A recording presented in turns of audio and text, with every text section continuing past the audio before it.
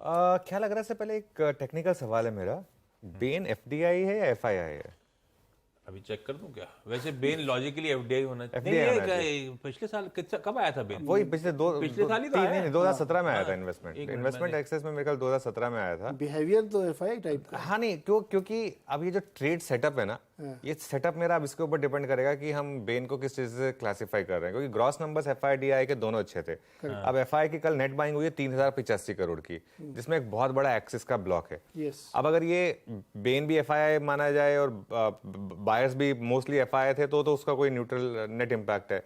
लेकिन अगर Ben FDI था और बायर्स एफआईआई थे तो काफी हद तक फिर वो जो है नंबर वो नलीफाई हो जाएगा। ऑल साइड एंड, लेकिन पैसा आया मार्केट में, मतलब 3000 करोड़ आए एफआईआईस की तरफ से और डीआईएस ने थोड़ा सा बेचा है। वो बस थोड़ा सा एक मेरे को कंफ्यूजन है, लेकिन फिर भी चलिए मान के चलिए कि पैसा आया मार्केट में, अल्टीमेटली वो पॉजिटिव है। तो 3000 करोड़ की बाइंग हुई। एफएनओ में क्या हुआ ये बहुत इंटरेस्टिंग, और ये मुझे लग रहा है आज की रैली का जेनेसिस हो सकता है, प्रोवाइडेड फर्स्ट आवर का गैप अप में सेलिंग ना आए। कल एफआईआईस ने सेल किए 746 करोड़ इंडेक्स फ्यूचर्स में और 1400 करोड़ सेल किए कल इन्होंने स्टॉक फ्यूचर्स में, मतलब कल शॉर्ट्स जुड़े हैं सिस्टम में।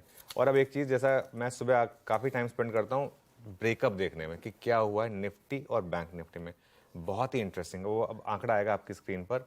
कल क्या हुआ देखिए, निफ्टी में 112 करोड़ की बाइंग है कल, और ओपन इंटरेस्ट बढ़ा है 8000 कॉन्ट्रैक्ट से। तो कल निफ्टी में लोअर लेवल पर बाइंग हुई है। बैंक निफ्टी में कल सेलिंग हुई है 850 करोड़ की, और 2846 कॉन्ट्रैक्ट्स यहां पर बढ़े हैं ओपन इंटरेस्ट में। नेट क्या हो गया मामला, लॉन्ग शॉर्ट्स ज्यादा बढ़े हैं, इसकी वजह से 48% अब हम शॉर्ट्स पर आ गए हैं। कल 46% था ये आंकड़ा, 2% शॉर्ट बढ़े। लेकिन उसमें बहुत इंटरेस्टिंग है कि निफ्टी में सेलिंग नहीं है, बैंक निफ्टी में सेलिंग है। तो इसका मतलब क्या है, क्या आज बैंक निफ्टी में शॉर्ट कवरिंग हो सकती है?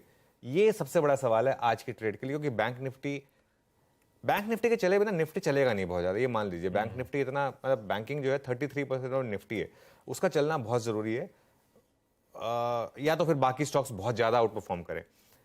ऑप्शंस का डेटा देखें, पुट कॉल रेशियो घटकर 1.23 से 1.13 पर आ गया, ये पॉजिटिव है। तो ये अब तक मैंने सारे मोर और लेस पॉजिटिव नंबर्स रख दिए। बस अब एक जो नेगेटिव नंबर है, बैन का आंकड़ा देखिए अब आप। और एक और चीज, सिर्फ नंबर की बात नहीं है, प्रोफाइल ऑफ स्टॉक्स देखिए आप। कल जी ऐड हुआ था, जी एक टाइम पे इंडेक्स स्टॉक हुआ करता था, परसों जी ऐड हुआ था। कल क्या क्या ऐड हुए, लार्सन एंड ट्यूबर फाइनेंस और टाटा केमिकल्स। टाटा केमिकल्स भी एक टाइम पे निफ्टी स्टॉक हुआ करता था। मतलब बड़े स्टॉक्स हैं ये वो आपके छोटे स्टॉक्स नहीं है जो बैन में आ जा रही हैं, बड़े स्टॉक्स बैन में अब आ रहे हैं। एल&टी फाइनेंस और टाटा केमिकल्स, और ऑलरेडी बैन में मेरे ख्याल से पहले कितने थे, 7 थे, अब 9 स्टॉक्स हो गए एफएनओ बैन में। मनापुरम, भेल, India cement, IEX, Ibull housing, Delta Corp और जी। 8 और 9 का नंबर होता है जब मैं थोड़ा कॉशियस हो जाता हूं। तो ये एक इकलौता आंकड़ा है जो थोड़ा खराब करने वाला है, बाकी सारे आंकड़े पॉजिटिव है। भाई साहब ये इकलौता, हाँ, इस समय तो यही एक एफएनओ कर्व के आंकड़े बढ़ रहे हैं, वो जरा सा वॉच आउट करेंगे। बाकी सब ठीक ठाक है, सेटअप में ऐसा कुछ बिगड़ा नहीं है। और बेन वो बीसी एशिया इन्वेस्टमेंट के नाम से है ना, वो एफपीआई के बाहर है, वो फॉरेन कंपनीज में, तो एफडीआई तो वो एफडीआई। बता दें कि मनी कंट्रोल पर दिए गए विचार एक्सपर्ट्स के अपने निजी विचार होते हैं। वेबसाइट या मैनेजमेंट इसके लिए उत्तरदायी नहीं है।